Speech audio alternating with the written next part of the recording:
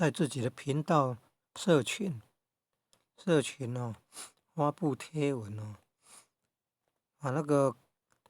道歌借用调记的歌曲啊，曲名前面加井字哈，发布贴文以后就可以有超连结功能，可以进行搜寻。你刚刚搜寻到第15项、第16项，现在要按第17回娘家。你看，影片资料库有这么多呢。只要影片标题啊哈，回娘家有3个字的，你看